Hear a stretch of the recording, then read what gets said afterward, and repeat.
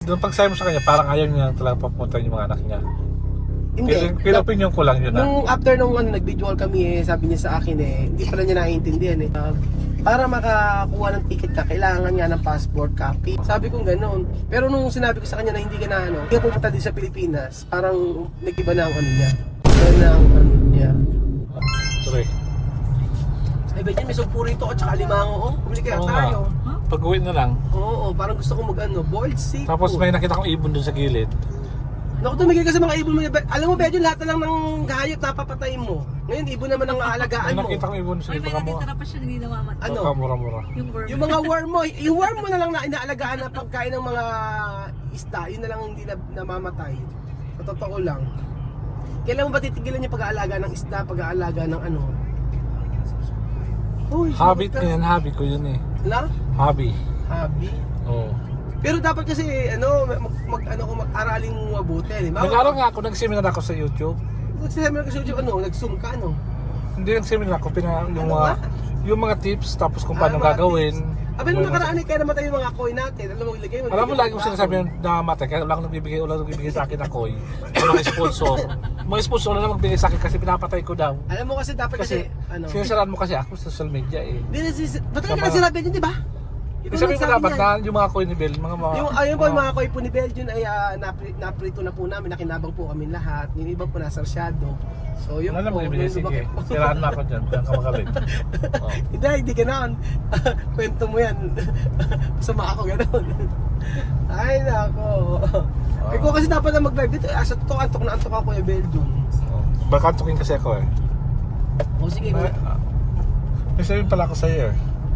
Pag chismis mo na sabihin, magagatan mo sa akin ng mga tao. Yung kay Joanna. Oh. Yung, di ba nag-usap kayo kagabi? Parang masaya-masaya yung usapan nyo eh. Sinitawa ni Joanna nga. Oo. Ano nangyari, di ba? Walang pera yun pang uwi. Pang-uwi ng Hindi, kasi ano yun. sa EG. Nag-usap kami, meron na. Nag-usap kami ni Joanna. Hindi pa lang naipapalabas siguro. Baka hindi mo na alam. Nag-usap kami ni Joanna. Kasi nga, nagkaroon na kami ng nagkaroon ako ng solusyon paano makapagpapadala ng pera sa kay Raisa, yung kapatid niya. Yun yung mga ibang Pilipino na nakausap ko na iba para ita-transfer ko na lang yung peso. Tapos apat na lang ng sepas. Oo, mas maganda pa yung rate. Abay yung pinadala ko sa Western Union, nababa ng rate eh. Ang pangalan ng dollar, 59 na ngayon palitan eh. Oo nga, $59. Kaya tayo sasahod eh. Gusto ko na kasi sumahod eh. Oo, 59. 58 o 59. 59 nakita ko sa ano kanina eh. Kahapon 59, iwan ko ngayon. Kaya nga, naku mga amigo, malapit nang malapit nang mag New Year. So, maging happy lang po tayo. At tuwa naman kasi ko kay Joanna. Paano hindi magiging masaya? Meron na kami ng paraan para makapagpadala ng pera. Paano ba nila abay napakalayo ng bahay nila Joanna sa Uyem. Sa lugar na kung saan pwedeng kumuha ng pera. 7 hours ang biyahe. Para ganon. Saan? Kaliwa ka daw. Hindi ka kaliwa, diretso lang yan. Binago mo? Oo, hindi diretso lang yan. Yes. Oo, diretso So, lang. anong nangyari?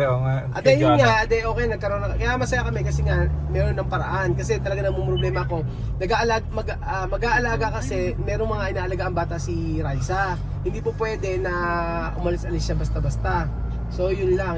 Yung pinagkukwentuhan namin kagabi. Salamat ka ako, Joanna, kasi buti ka mo, marami ka akong Pilipino. Pagkatapos kumanan sa Lakewood Avenue. Ayun, Ate Waze. Tama ba? Oo, tama yan. Sabi po, diretso lang. Ade, yun nga. Pinapakaliwa ka, pero ayaw mo sumunod. Hindi. Baka doon, padadaanin ka doon kasi di ba may shortcut doon sa may ano doon?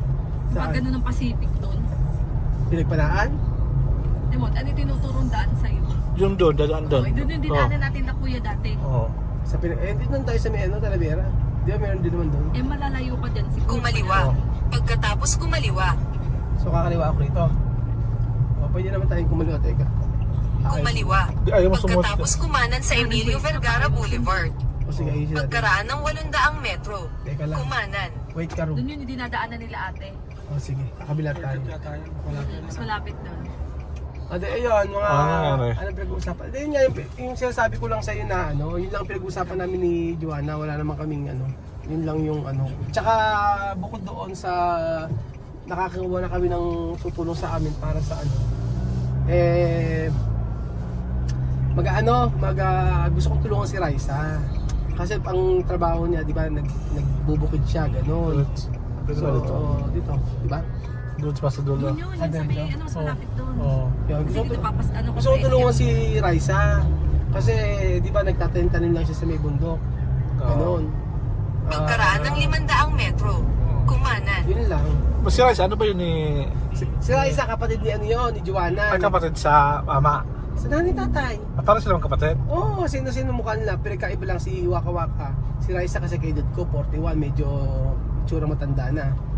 Oo, tapos kumbaga ako si Joanna, ikaw si Raisa, ganon.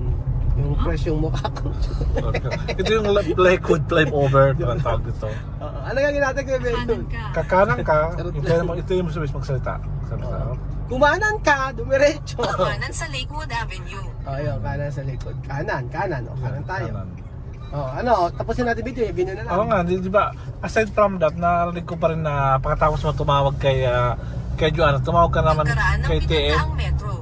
Kumaliwa sa 1 at 26 Maharlika Highway. Oo. Bakit nga pala? Tumawag? Nako yun nga eh. About dyan sa pag-uwi ng mga bata. Oo. Ano ba nangyari? Akala ko ba, kuha muna, unahin mo muna si Joanna. Para narin ko yung Pagkaraan passport. ng 500 metro. Ayun natin. Kumaliwa. Di yan makakatapos doon, ganit lang buhos Inina niya. ko lang yung boses. Hindi, ganun pa rin yan. Ganun ba rin? Oo. Inano ko, kaya pagtawag niya, siya ang tumawag sa akin. Nag-aay lang siya. Hi. Parang hinihingi mo yung passport, di ba? Hiningi ko yung passport. Matagal pa naman Narinig sila. ko naman, di ba? Oh, pero matagal pa naman sila, di ba? Matinigin mo ng passport. Hiningi ko ang passport kasi gusto ko i-prepare yung sa ticket kasi mas maganda makabili ng ticket kung mas maaga. O, ganon. Kaso, yung pagkakasabi ko kay TM, okay na ako yung passport. Okay na, aka na yung passport para para ma-i-prepare ko lahat. Hindi niya nga binibigay sa akin, ilang beses kong kinuha sa kanya. Parang nagagalit. Tapos, alam mo, nagagalit siya. Hindi ba siya nagagalit? Parang normal naman sa Kumaliwa kanya. sa 1 at 26 Oo. Maharlika Highway. Tapos, pagkayari, sinabihan ko siya. Sabi ko sa kanya, yung mga bata pwede makapunta rito. Siguro baka nag-iisip siya na sabihin ko na lahat kayo pupunta sa Pilipinas, parang gano'n. Or parang gano'n na iisip ko eh. Pero ang ko kasi sabi ko, diniretsa ko siya. Hindi mo narinig? Parang nagalit. Diniretsa ko siya, sabi ko sa kanya, Pero by sa aking opinion, opinion Sabi ko ko, lang to. Parang hindi siya... Pagkaraan ng 500 sabi ko sa kanya, Bet Jun, ganito. Kumanan sa Shiredi Road. Sinabi ko sa kanya na hindi ka pupunta sa Pilipinas. O yun, sinabi ko sa kanya, hindi ka pupunta Yun sa nga, Pilipinas. doon pagsabi mo sa kanya, parang ayaw niya talaga papunta yung mga anak niya. Hindi. Pero opinion ko lang yun After nung nag-visual kami sabi niya sa akin hindi pala niya naiintindihan Ang ibig pala niya sabihin, Bet Jun, ay yung passport kasi kinukuha ko. Yung sa may Jollibee siguro. Hindi niya alam na yung pagkuha ko ng passport Shiredi Road. yung pagkuha ng ticket. Noon. Kasi Kumanan sa Shiredi Road. ilang beses ko na sinasabi sa kanya na ibigay sa akin kasi hindi pa niya naiintindihan yun. So, sabi ni Vivian, ano daw, para makakuha ng ticket ka, kailangan nga ng passport copy. Pagkaraan ng 6 Tapos tinanong niya, sabi niya, ano bang passport copy? Kumanan Yung sa General Tino Extension. first page, second page, third page, sabing gano'n. Ay, hindi ka ako yung picture lang ako, yun lang ako kailangan ko. Sabi kong gano'n. Pero nung sinabi ko sa kanya na hindi ka na sinabi ko sa kanya na hindi ka pumunta din sa Pilipinas, parang nag-iba na ang ano niya. Oo, pero nung huling usap ko namin sa kanya, sabi niya sa akin, okay lang daw, ako bahala daw. Total mga anak ko na yan, ikaw na bahala mag-decision kung pupunta o hindi. De yun. Tapos sabi ni Vivian, ayaw mo ipadala nga yung yung mga picture ng passport. Actually, meron naman din talaga. Nakibedyo yung mga picture ng passport nila. Dahil yung kinukuha namin yung dati sa Kumanan sa General Tino Extension. Kaya sabi ko,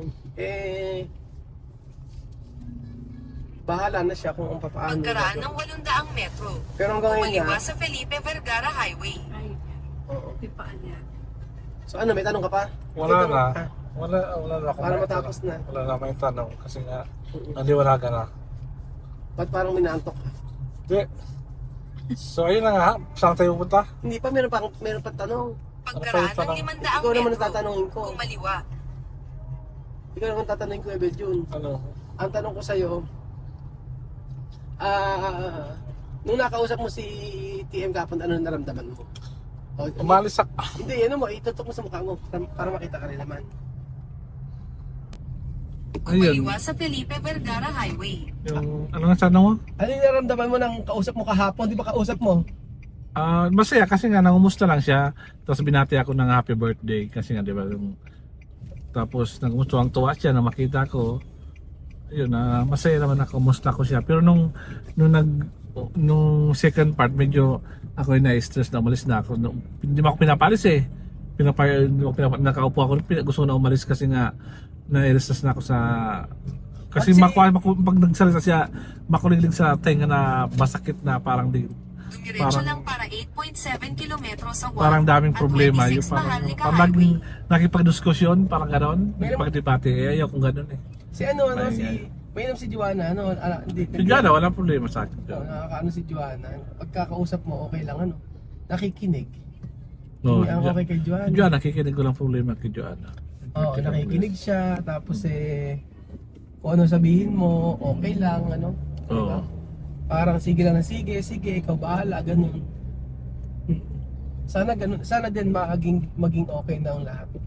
Kasi hindi naman nakilala natin naman si Chamami, hindi naman masamang tao, kaso Oo. nga lang di ba? yung Hindi kuha lang naman siya niya masamang tao. hindi man siya masama pero Kasi kung masamang tao yan, ba't natin dadal sa Pilipinas yan, di ba? Ba't natin pagtsatsagaan yung ganyang ano? Super. Pero syempre, hindi ganoon.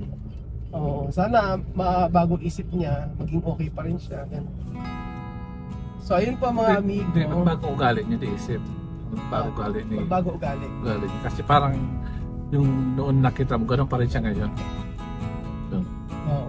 Yung parang sa atin, parang pag may sinabi siya na hurt ka, pero sa kanya wala lang. Parang parang dapat kalimutan mo na agad. Parang Oo. Oo. Tapos maging magpakatotoo sa sarili niya, di yung parang iba yung sinasabi, iba yung nasa puso. Yung ginagawa. Ginagawa.